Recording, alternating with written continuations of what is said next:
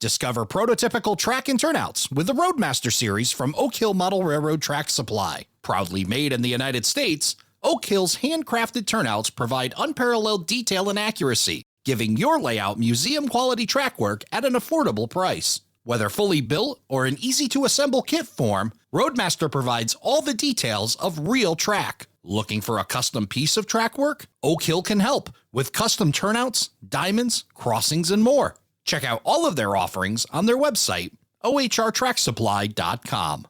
If you own a protothrottle, it's time to upgrade your fascia with TullyModels.com fascia protothrottle holders. Experience safe, one-handed operation of your protothrottle and easily shift from engineer to conductor in a snap. With 4 available configurations to choose from, including integrated cup and pick stick holders, Tully Models has a holder for you. Don't have a protothrottle? No problem. TullyModels.com has fascia holders for Digitrax and NCE throttles and holders for your smartphone too. Check out the entire lineup at TullyModels.com.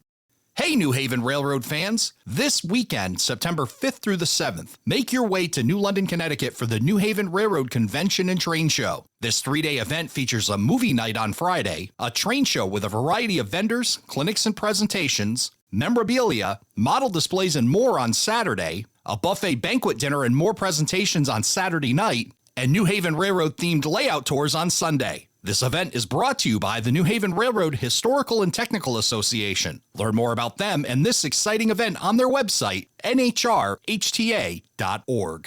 ATLP Extra is our monthly newsletter delivered right to your inbox each month. Sign up for free at atlpextra.com. ATLP Rewind.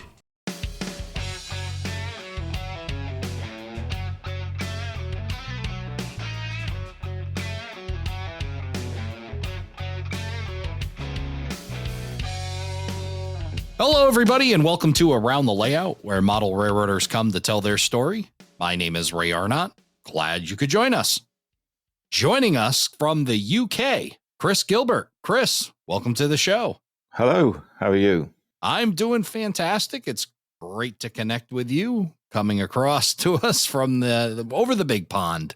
Yeah. And we're going to be talking tonight about freelance railroading and how you got into it, plus a little bit of American railroading in the UK, which I'm always fascinated by, how you guys get involved with American railroading. So we'll have a chat about that and a bunch more. But you're recording with us, and you've just wrapped up a pretty busy weekend. Yes, we've just had 2 days of Fremo event. Well, not an event, it's more a testing process. There's 3 or 4 groups of us. We've got various modules that we've kind of come up with a standard. It's not the same standards as you guys have got over there. We have to do everything slightly smaller. But we've got this module. So we've got Emery's the module that I've got, Emery and Rockwood, forming it into a return loop, and it runs through a corridor from one hall into the next hall. Through the corridor, it's 44 feet long between the 2 halls. Yeah, so we've basically been testing that, trying to prove that we can actually run long trains. Because what we've always done in the UK is have switching. We've run local trains, and we've kind of gone from little module to little module to little module, and we've done a lot of switching. Whereas we've not run unit trains. It's never been just watching a long unit. And everybody's gone, oh, that'd be a great idea, but we've never actually done it. So we've proved this weekend that we can get this return loop done. So we haven't got to run round or swap engines or anything like that. We can run it straight through. It's still not massive long trains, but we're getting there. But yeah, so it worked. It's all got detection on it. It's got working colour light signals. It's dispatcher controlled. It's a big project, and it's also quite complicated because every module has to have your detection on it, your decoders for the signals. So yeah, there's a lot of scratching of heads at times, a lot of burnt fingers with a soldering iron. So, well, I imagine it is, and I have a fascination as well. I mean, especially lately for Fremo railroading, and I've seen in person some N scale ones, and then some HO ones, obviously, when we go to Amherst in Springfield. And And then they just did that massive one out in Evanston with N Scale out in Evanston, Wyoming. And it's got to be, I mean, incredibly cool to run on a layout that big. But I'm my mind is blown by the logistics, like you talk about, to make sure that everybody is coordinated. How do you overcome that? Well, we work on a rail height of 45 inches, 18-inch boards. As long as that's done, that's all you need. 18-inch for a single track or 20 inches for a double track. So the double track, obviously 2-inch spacings. As long as you've got those boards, we don't worry about too much about the scenery, or it hasn't got to be all blended in together. So you've just got those standards to start with, but now we've kind of moved on this level with the detection. That's a learning curve. That's a steep learning curve. We ended up with 2 auto reversers back to back on this because we couldn't. The Y junction that I've got has already got an auto reverser on it. So I was thinking it'd be quite simple just to bring a loop round and use that auto. But no, you have to have another auto. And then there's picking up the detection on the auto, because the detection's picking up from one rail, but of course if it flips a current, that it's not detect. So yeah, it's been there's a lot of money being spent on it. I can imagine. Yeah. And time spent. And yeah, I would imagine so. And it's also the fact that you are, if we'd have done it to start with, if we'd have looked at it and said, right, we're going to have signaling and detection when we built the modules, but we're having to kind of backdate these modules or re-engineer these modules that have already been built into. So that's quite. I think I spent last year. I think I spent probably 10 weekends trying to get my module up and running, and there's still two boards that still aren't done properly. But yeah, but you have to walk away from it because it is too intense at times. And then what you'll get is you'll have everything up and working, and then somebody will put the wrong stock on, or they'll put something on when it shouldn't do, and it trips everything, and then you'll get all the decoders will need reprogramming. If you've got, on my module, I think I've got 1, 2, 3. I've probably got about 30 signals, and each one of those has got a decoder on. So once they've tripped, you've got to reprogram it. It's with hindsight, we wouldn't have done it. Hindsight is always 2020, but or at least planned ahead, right? Know that where you are heading, but I'm sure it's not easy to figure out right in the beginning exactly what you're going to want to do with all of this. And I'm sure it's also contingent on the number of people you have participating and the time that you have and all of those factors. How many total people are part of this Fremo group? This weekend, we had 10 of us. We probably get about 20, 25 kicking around.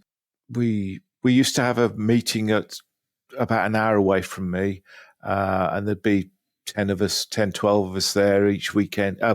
We'd have 4 weekends a year, and that was a hall was 50 foot by 50 foot. That was a nice setup.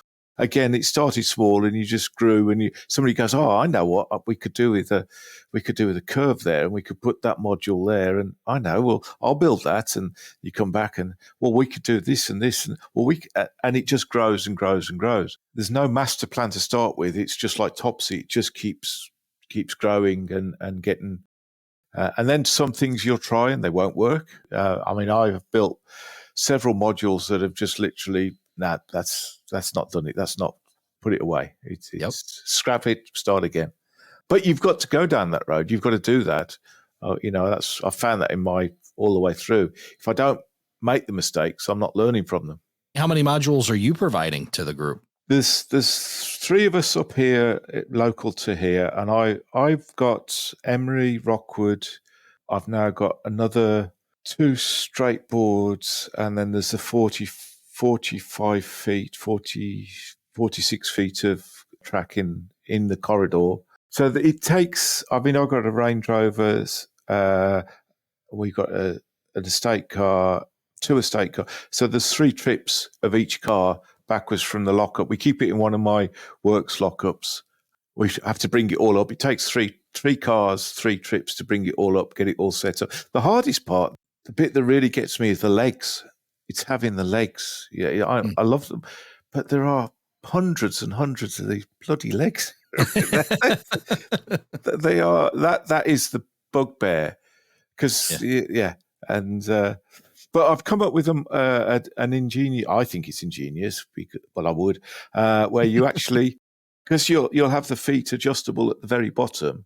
Well, you have to get down on the floor to adjust them. It's all right getting down. It's getting back up, isn't it? That's the problem. So, I've come up with this where you adjust it from the literally you put the leg there and you raise the module or the baseboard up on the leg, and that's saved a little bit of backache. But I don't know about you, Chris, but every year I get older, the ground gets farther and farther away. It's just a longer trip downwards. So I get where you're coming from. Yeah, I would call that ingenious. That's excellent, and definitely easier on the back and easier on the knees and everything else. So, and I'm sure it goes a lot faster setting it up when you don't have to keep going up and down. Yeah. It's also, you look at it and you think, do I really need to go down there? Yeah. Somebody else could do it. But I said it the other last time I was working on my layout, I had to get back behind it and I climbed underneath it and I said, I really need a very short model railroading buddy. Like, I just got to find somebody that's like just barely over 5 foot, who I can get along with well and have him come over and help me out with the layout. I'll reach all the high stuff and he can go all underneath and do all the small stuff underneath. We make a great partnership, but I haven't quite met that. Everybody is of average or maybe even more size than me. So nonetheless, it's really neat. And again, this Fremo idea, and I just think it's absolutely fantastic. And the ability to do it. But I imagine another challenge as well is, having opportunities to set it up. And you showed me the building that you were in this past weekend, which is really cool. How many times do you get a chance to operate it in a year? I'd say 3 or 4 times. We have a meeting down in Epsom in the March time. Then we'll have an event in Exeter, in the southwest. That'll be April, May time. And then we can get the Scout Hut where we're at in the summer holidays when there's nobody about. And then we will try and get some kind of exhibition in the autumn. So we kind of meet up together. There's the guys down in the southwest have meet up. They've got a small little area where they can meet up at one of the railway centres. They hire that out. But a lot of the guys down there work for the railways, so they'll book their time off when they're on leave and go down and get it set up there. So it's difficult when we're all spread out to try and get it all up and running. But usually, if we turn up at 8 o'clock in the morning, we're up and running by 11 o'clock. Oh, that's not bad at all. Yeah, that's a couple hours set up, and then you're running trains. That's awesome. Yeah. And a lot of it's, we'll use a switch list. We'll use things like JMRI switch lists to try and get the cars moving around and that. But like everything, it's lowest common denominator. You're always, if somebody hasn't dropped the cars off where they should be, they can't pick them up. And they'll come back. Chris, this car isn't in where it should be. Hold on. Yeah. What am I supposed to do? The bloody... it's a domino effect. If one thing doesn't go right, the whole thing kind of falls apart. Yeah, for sure. Yeah, so that's fantastic. I'm sure you have a lot of fun with that and being able to coordinate with folks. Are you able to operate any of the modules alone? Do any of them kind of work as a standalone for like a small switching layout or anything like that? There are some. Port Dominic is one of the guys. Neil, he's built a layout. You can run that one on its own. There's Melvin's built a layout called Decatur, which is an engine terminal. He can run that on its own. You probably want one. You could probably put 2 together and run it successfully. I think originally people were going, when we first started getting into it, which would be about, 10, 12 years ago, people were saying, right, I'm going to build this module. It's going to be my home layout. I'm going to take it to exhibitions and I'm going to take it to Fremo. But it doesn't work. You can do probably 2 of the 3, but not very well. Well, that's my opinion. You can have a very good exhibition layout, because an exhibition layout, you could have something moving for the public to see train. That's all they want to see. They want to see something moving. So it's not really prototypical. Your home layout, I found because you're taking everything out and putting it in the car and bolting it all together and stacking it and putting it in the car, taking it to a Fremo event. The last thing you want to do when you get home is undo it, put it all back together, and it stays in the shed or the lockup or whatever. The original idea was, that's what we're going to do, but it doesn't really work. It doesn't. You kind of say, that's Fremo. This is the exhibition project that I'm building, and this is the home layout. You can't really. You could set them up and have a little, an industry with a little yard, and you can do a little, but it's not. It doesn't really work. It doesn't. It doesn't translate over well, I guess. Yeah. So I can kind of see that. It'd just be, I look at it as, opportunities to use it more, and it must be make you itch to really get back and have yet another Fremo event for sure. But in the interim, you do have your home layout, and that's what we've come to talk about as well, is the Brownville and Ashland, which is your freelance railroad, and a lot of questions that surround it. Because again, I talk about, one is a fascination for two things that I have. One is freelance railroads. I think, in the time that I've been running the podcast, learned so much about freelance and the world of freelance, and you got a unique story of your own. And then on top of that, you live in the UK and you're modeling an American railroad. So I'm really curious. We'll talk about that first. Talk a little bit about how you got started in the hobby and how this kind of led to an American railroad. Well, I've been in the hobby, I think, like everybody. If you're in it this long, you've been from day one, haven't you? Mom and Dad would take us. We'd go and see the railway. We'd see the trains. I remember having Hornby Triangle trains when I was a kid, little, and then as you kind of move on, we had Airfix, and then we had Mainline, and you had all the British stuff, but it didn't run very well. It didn't. It was terrible. And wife had been in and out of hospital with while she was pregnant with our twins, and I saw a model railroader in the local newsagents. I thought, it's got an EWS, and there were two Wisconsin Central SD45s on there. Oh, that looks it. I'll read that. Started reading that, and that was it. Then that was I went to there was a shop up in Scotland. I was working up in Scotland, Helensburgh, and there was a shop there, and I bought an Athearn Blue Box Black Widow SP Black Widow SD9, and it was on compared to the British stuff. I was sold. The next model I bought was a Kato GP35, and that was the next level up for running. And that was it. I was sold then. Everything, all I wanted to do was learn about various different things. The Wisconsin Central was the railroad that I really got, because I think that Ed Burkhardt bought the EWS, English, Welsh and Scottish railways, and they were involved in that. So I really got into the Wisconsin Central. I liked the paper mill, all this.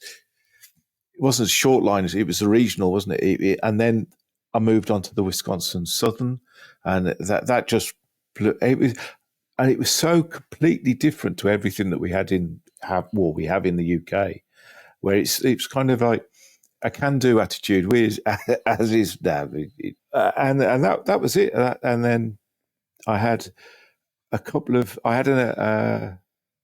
Kato GP35 custom painted for me in Wisconsin, 3501. I've still got it. It must have been 20 years ago. I can't remember who did it. That came through the post, and it was well before the internet, if you like, was just taking off. We could just start. There were the Yahoo groups and all that kind of thing, and you post post questions on there, and stuff had come back eventually, and that was it. That was it. It was very difficult. You could buy obviously the Trains magazine we had over here, and Model Railroader. We had our own Continental modeler, which had maybe one or two American layouts in it each month. But there was also Swiss. There was also whatever, all across the world. But yeah, that's what it was. A smooth running. Once I got that it didn't matter. And then to get onto the Fremo or the freelance idea, we were on holiday in Florida, and I'd got into the Florida Central Railroad. I'd really the CF7s. I'd really kind of taken to them, and I had a guy from Southern Tier Model Works paint up one for me. He ended up doing two, 50 and 63. And I thought, I know, I can do my own little railroad based on this. And we were staying on a place called Highland Reserve in Orlando. I thought, I know, that sounds right. Florida Highland, there's a bit of sarcasm there that us Brits are good for. And so that was, and then it was GP35s that I'd got up and doing. But one of the problems I found was everything came into the railroad. I wanted boxcars. I wanted my own boxcar, rolling stock and freight cars and railroads, but it didn't have any customers that it was shipping out from. It wasn't sending stuff out. And then I had a message from a guy called Luke in Canada, and he messaged me. He said, "You have this. I'm really into your." I put it on Facebook, Florida Highland, and he said, "I'm really into your Florida. I've got my own. It's Brownville Ashland." He said, "But I'm thinking of getting rid of it." I said, "Oh, that's why?" He said, "No, I've had enough of the hobby. I want to try something else." Okay. Would you be interested in it? And I said, well, what are we talking about? And he showed me the cars, and as soon as I saw the freight cars, that was it. And he explained, it's up in Maine. It runs in an L shape, if you like, from Canada down to Brownville, and then across to east the coast. And he said that's basically what it is. That's my thinking. So, yeah. He said, I've had enough of it now. So, right, okay, I'll and I think I ended up with four or five GP9s, a couple of three GP35s, and about 10, 12 boxcars. But he'd already sold a lot of his rolling stock. He said, but then he started going back to people that he sold it to, and he said, "Do you mind if I buy it back? I want this guy in the UK to have it." So this whole thing is just so wild to me. I mean, we hear about, in the prototype world, railroads being bought and sold all the time, right? The beloved Providence and Worcester behind me is now a Genesee and Wyoming railroad. And we hear mergers and Pan Am Railways becoming CSX and on and on and on across the entire United States. Railroads bought and sold and renamed and repainted and everything else. But this is a case where a freelance railroad is being sold. And it fascinates me that, somebody had created this Brownville and Ashland, and then, it's basically you're buying the whole freelance railroad from them. It's pretty wild. Yeah. So Luke had got his ideas of how he wanted it. But I wanted it. I needed the backstory I needed to fill the backstory in for myself. So we're going through it. I'm going through, right? Okay, if I have it so it's taken over the Bangor and Aroostook lines, and it's that part of that history didn't happen as soon as we took it over. So I could then start using those lines as the Brownville and Ashland lines. Then I started messing around with logos, because Luke had done He'd done quite a bit of work. He'd got they looked like ex-Sioux locos. Then we kind of went to the Sioux, the red Sioux livery, and then the Canadian Pacific livery.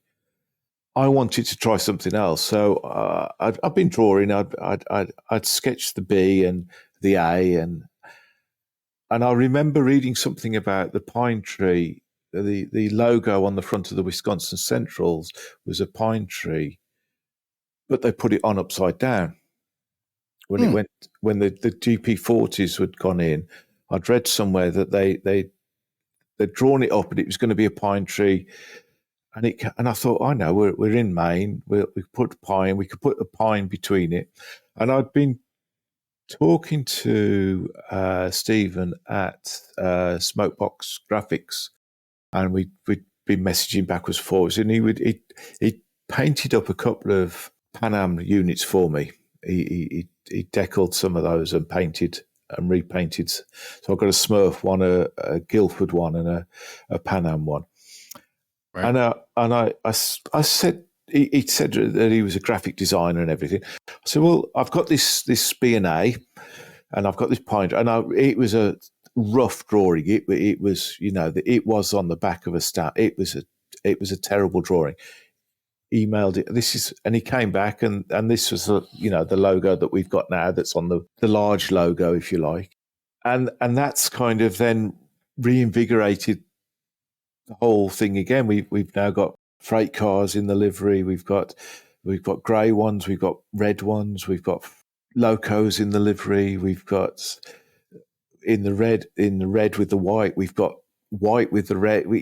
There's so much more choice, and yeah, it's we can play around with it, or I'm playing around with it. And it was the logo itself. I looked at the Vermont Railroad's logo with the with the way they'd done it, and I thought, we can get this pine tree in there. Said, put all these ideas across to Stephen. Yep, that's fine. We can do that. I was in France on holiday at the time when we messaging him, and he came back. What about that? And we got some printed up. Yeah, they was really cool looking cars and logos. It definitely fits. I mean, if you talk about Maine and starting to build the plausible part of your story that, puts it on Maine railroad lines like the Maine Central, it's pretty tying into all of that. Once you see the pine tree, it becomes like quintessential Maine, right? Yeah, it tells you where it's at. Well, it is, yeah. But and that, yeah, so that's where my main interest has been paper mill traffic. I've boxcars, tank cars, hopper. That's my main interest.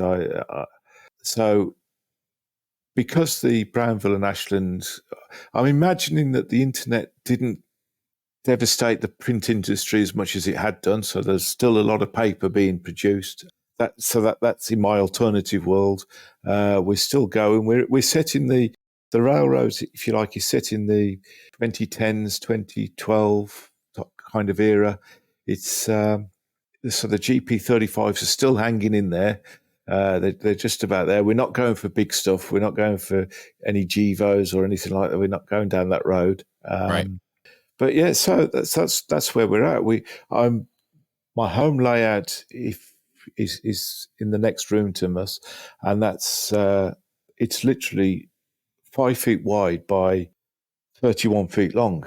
It's got a 12 inches either side, and there's a 3 foot gap in the middle, and it runs from one end to the, which is just over a scale mile long. Yeah, we'll talk about in a second how you developed your layout. I'm curious as to the freelance and how you essentially got there, and then kind of an influence. I know you mentioned the B&A isn't your first take into freelance. What started to inspire the freelance idea versus sticking with, say, a Wisconsin Central, which you said you loved? What really kind of led you down that freelance path? I'd had a number of locomotives painted by Southern Tier Model Work. He only wanted to do. There were certain things that, I like that, or I like that. but there wasn't a model of it. So he wouldn't, because I'd had several of these engines done by him. Anybody else having done by anybody else, they looked different on the layout. You could tell that was one of John's, that was somebody else's. That they looked different. So, right, okay. So how are we going to get around the fact that I want one of these, but John won't model it because it's not realistic?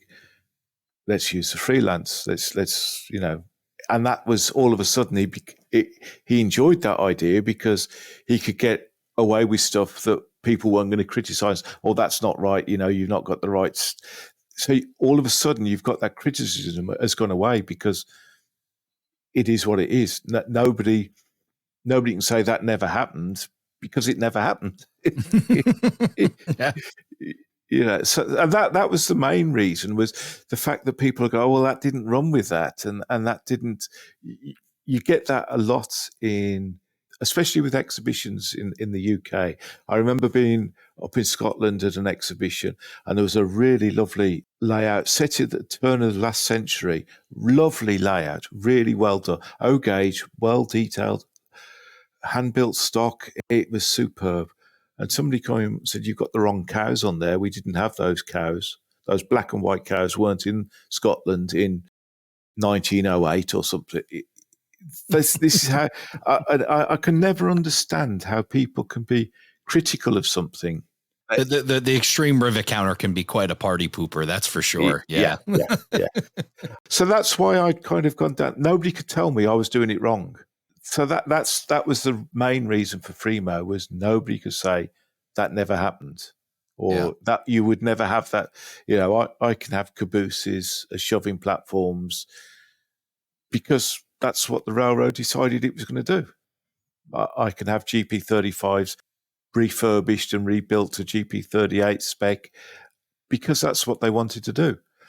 I like the idea of short lines. I like the idea of this running on a shoestring type of operation. I can't get my head around class ones. They're too big for me. I can't. Whereas the whole short line, I can imagine from start to finish. I know where the maintenance is. I know where what the fleet is. I know, I know the names of the drivers in my or the engineers in my head. Whereas it's the other guy. If you're doing proto stuff, people criticize. I find that so I'll do it my way. Yeah, I think it definitely opens up a lot more criticism when you're trying to really model, and especially something that's wildly popular to a lot of people. Yeah. And I definitely get the idea from you that, or I agree with, it's very difficult to really pin down exactly what class one railroads are doing. But your local one, it's a lot more simplified. I know for me, like the Providence and Worcester, I can figure out roughly what they're doing. So not to say I figured the whole thing out, because it seems every time you go trackside, they're doing something just a little different, or you see something a little different. So there's always some inside baseball stuff that you don't get, but certainly easier to figure out than a massive network of railroad that, you really got to have an idea of the bigger picture and a mass picture. And especially you from afar, not to say, the internet has connected the world, right? The information that's available to me is really mostly available to you, but it must have still been a little bit of a challenge to be on that side of the pond, trying to take a look over here as to figure out how things operate. Yeah. When we first, 2013 was the first time I went to the States. I've only been twice, in 2013, 2015. And I remember we were going, we were going on some boat across the glade, something to do with gators and stuff. I wasn't really into it, but that's what we were. Sounds like you were in the Everglades somewhere, looking at alligators. Yeah, that's it. We drove past, and I said, "Oh, look, there's a spur down there." And I remember looking at this. There was a covered hopper, and I remember just looking and looking and looking up and up and up and up. I think I just couldn't believe how big these things. How big everything was. Obviously, in HO, it's tiny. Yeah. And you model. HO is 3.5 millimeters to the foot, where double O is 4 millimeters. So our double O, even though it looks the same size as your H or the HO, so but it's not. It's an eighth. It's an eighth smaller. But you don't realise that until you actually stand by a freight car and see how big it is. And that's the bit that blew me. Was I didn't realise how big everything was. That was, and yeah, I will search through railpix.net or whatever, and I'll pick out. Oh, I like that scene. I wonder if I could have a go at modelling that, and then I'll start moving down that road and finding more about that. Oh, that's nice. That looks a nice picture, and right, let's see if I can model that, and then I'll try and understand as much as I can about that railroad and what's happening about there. There's one about a peanut plant that I kind of got into, wildgrass and something about a couple of years ago, and I really got into but again, it's that modelling of you've got to have the right locos, you've got to have, that's not quite right. It didn't have those steps, it didn't have this, where it doesn't matter with freelance. You can, okay, it doesn't, that's what it is. We've had that changed at the shops. That's what I guess fascinates me. And for the multitude of things that you've described that freelance provides you. One for me is, I'm a closet graphic design kind of hack, I guess. And, to be able to design your own logo, to design your own paint schemes, even if you're working with somebody, just the enjoyment of being able to do that, I think is pretty wild. And then you get to, I guess, in sense, pick a place anywhere on the world that you want to, whatever environment, and then be able to design something and bring in all the things you love. And it doesn't have to be captive to the area you pick. I mean, obviously you're in Maine, you talk about paper. That's obviously a big Maine thing, the paper industry that was in Maine. But, if you wanted to tack something else in that's relatively plausible, you can do it. You have that freedom. And I think that's what really fascinates me about freelance. Yeah. Well, I've got several of those BLMA reefers, the big, and last year they started running a couple of trains of potatoes again okay, I can do that. We can have that site. So we had a few trains running of potatoes on Brownville and Ashland. Yeah, that was, yeah, you're right. You can go in and do anything you want. I've got several Rapido passenger cars. I get a GP9 painted up in green, like the Green Mountain. Mm-hmm. We can have that. You can do whatever you want, and nobody could say, "Well, that never happened." And not that it should be bothering me, but it does. It's hard. I mean, you want something plausible.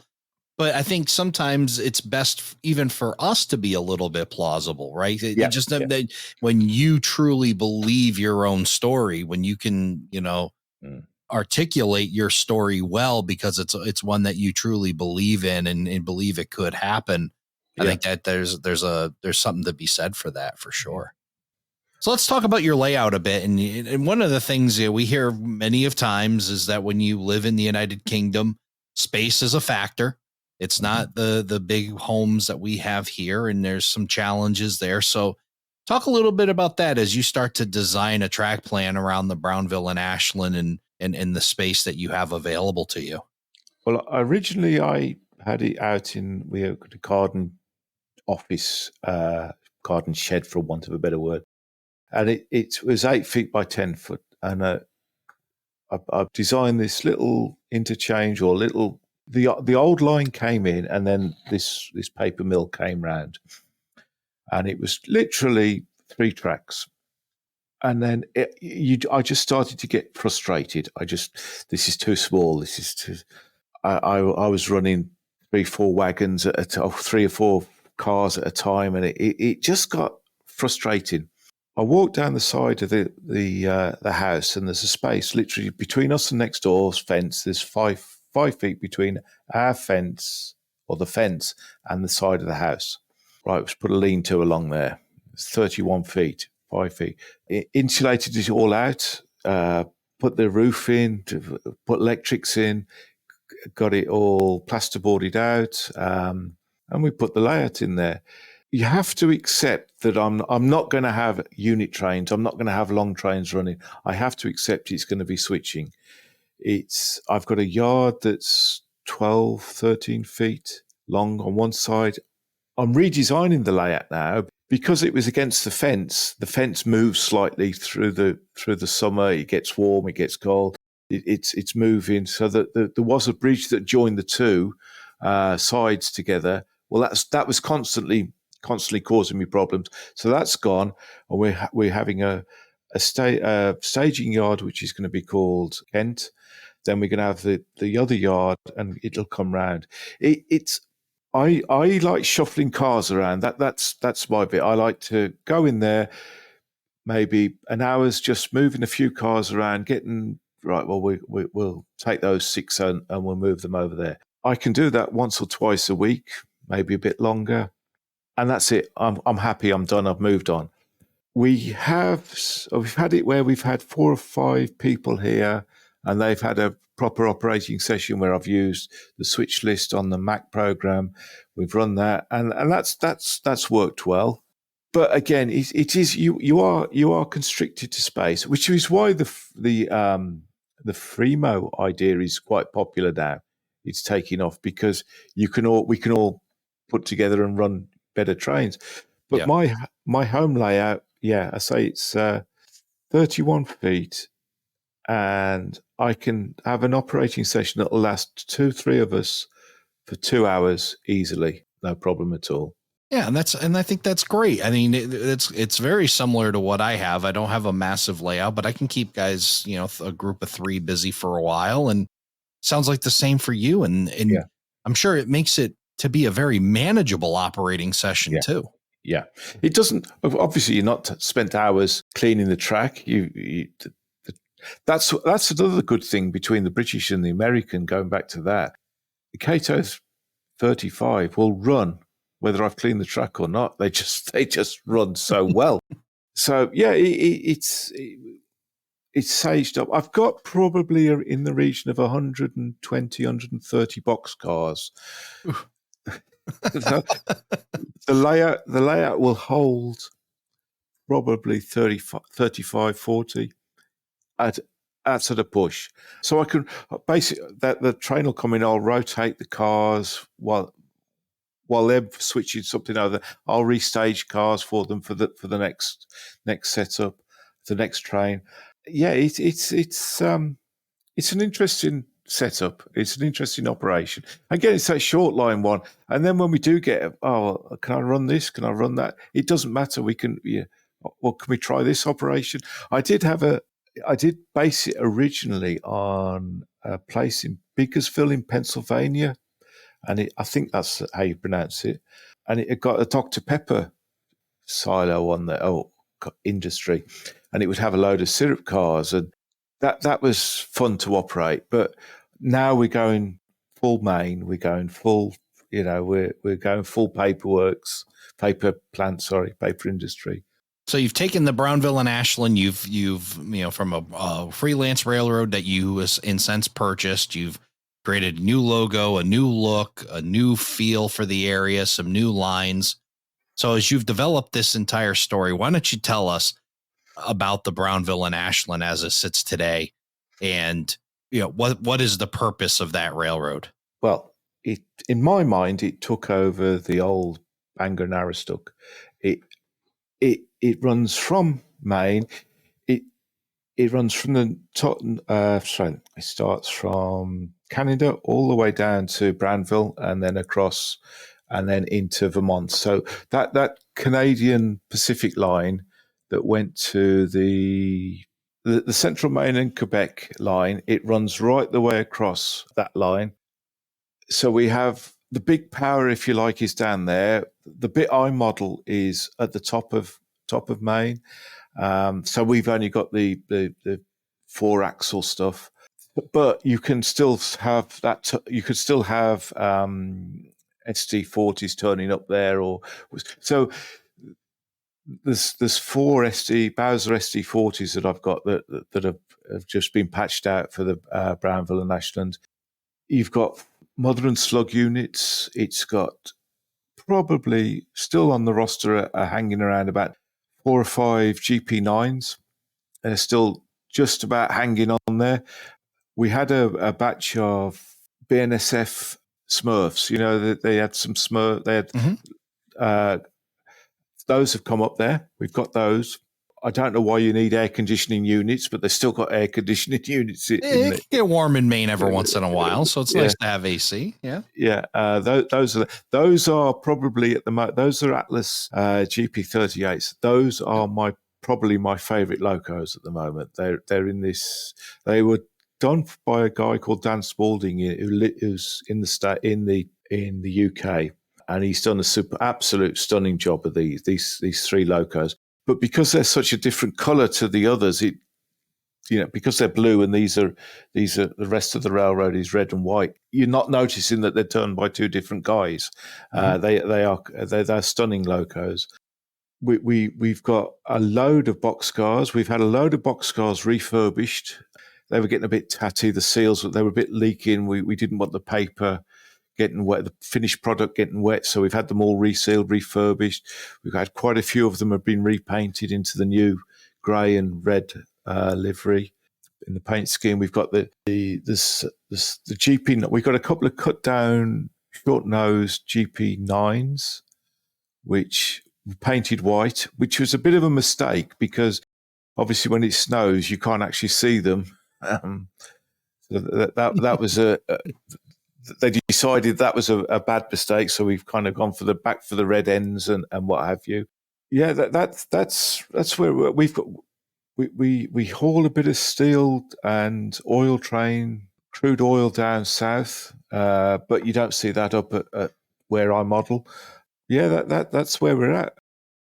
I'm imagining that the Via Rail still run the Atlantic along the line. It wasn't abandoned, so that still runs on Brownville and Ashland track. So I had to obviously get myself a few Rapido units and the coaches and the observation saloon. So I'm building up a nice 20-car passenger car via train. That'll never turn up on there, but it's a collector's piece, if you like. So yeah, but we've got several MP15s that have been. They're literally just red units, and we just got the bra on the cab, under the cab window. Sounds to me that you're not only a freelance railroader, you're a collector as well. You like to have a whole variety of different things. And, you know, when you mentioned the high car count that you have for a what I would call a smaller switching layout, that definitely says to me that you like to collect too. And I'd say there's nothing wrong with that. And then the B&A, do you have it operating in modern time? Is that what you would call it? Yeah, I would from 2010 to 2015. That's where we're at. So those are your guardrails somewhere between 2010 and 2015. Yeah. It's I like that era. That's it. I never really. I got into American probably in just at the start of the turn of the century, so around about 2001. Yep. But I was still learning. I didn't realize what was going on. There was a lot of stuff that I didn't understand, and then there's that kind of, for me, once the stripes are on the freight cars and the reflective stripes, and you've got that kind of was the 40-foot box cars have disappeared. That was, and you've got these high cubes and everything that era to me. I mean, I don't know whether that's an era, but that was the bit I wanted to model. That's kind of the new stuff, you know, when they that's closed, that's changed. Probably the railroad would have been taken over by now.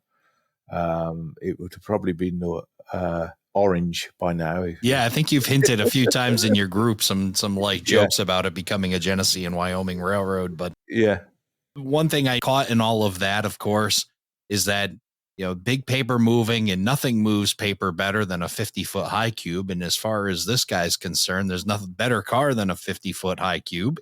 Yeah. And you've got several, including ones that are now sold out from home shops. Talk about that process of working with Chris Palmieri on that 50-foot high cube that hopefully they'll do a second run at some point. Yeah. Hint, hint, Chris, because I didn't get one.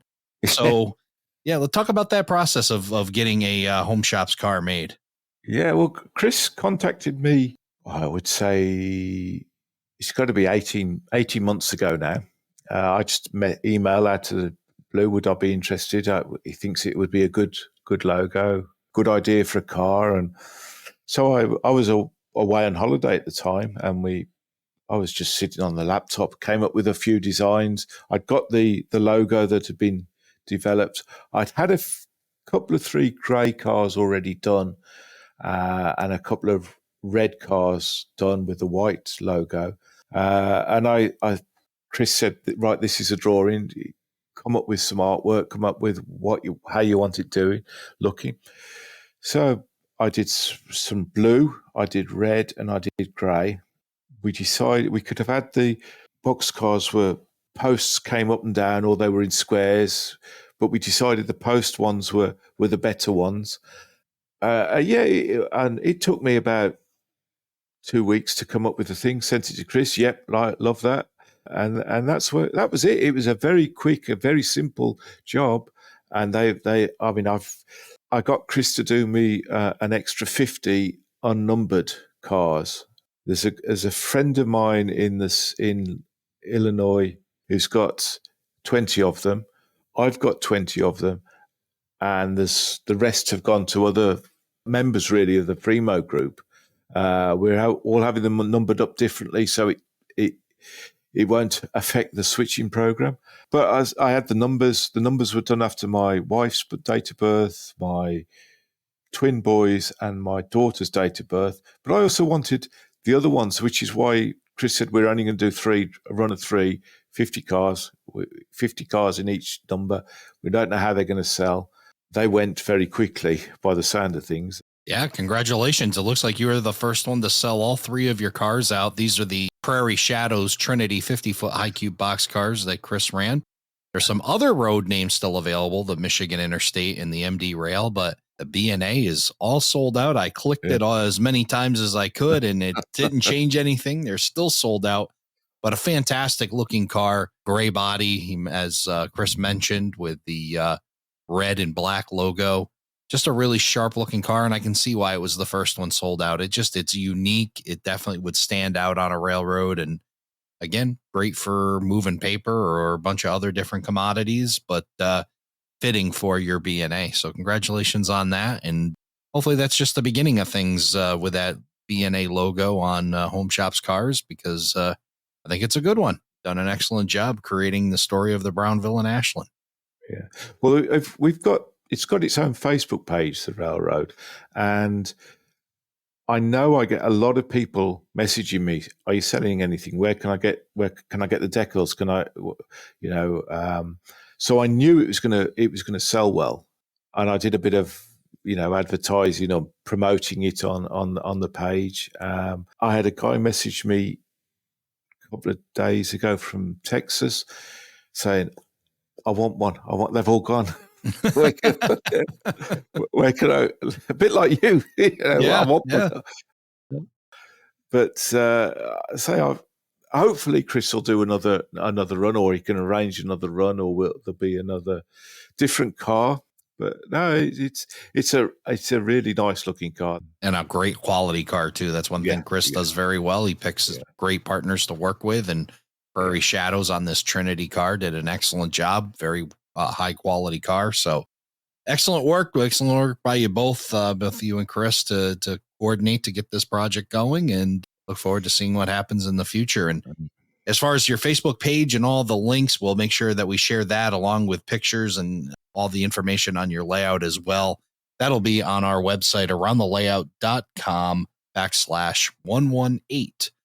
Chris, I want to thank you so much for joining me here on Around the Layout and sharing the story of the Brownville and Ashland, and spending some time with me after a very busy weekend for you with all the Fremo work. I'm sure that you're ready to put your feet up and relax and, get trains off your mind. But thanks again for spending some time with us today.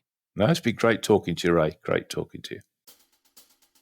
Thank you for joining us for this episode of Around the Layout. Learn more about today's episode, Check out past shows and much more on our website, aroundthelayout.com. Show your support by becoming an operating crew member at aroundthelayout.com/crew. Follow us on social media, aroundthelayout.com/social. And send us your feedback, aroundthelayout@gmail.com. Thanks for hanging out with us around the layout.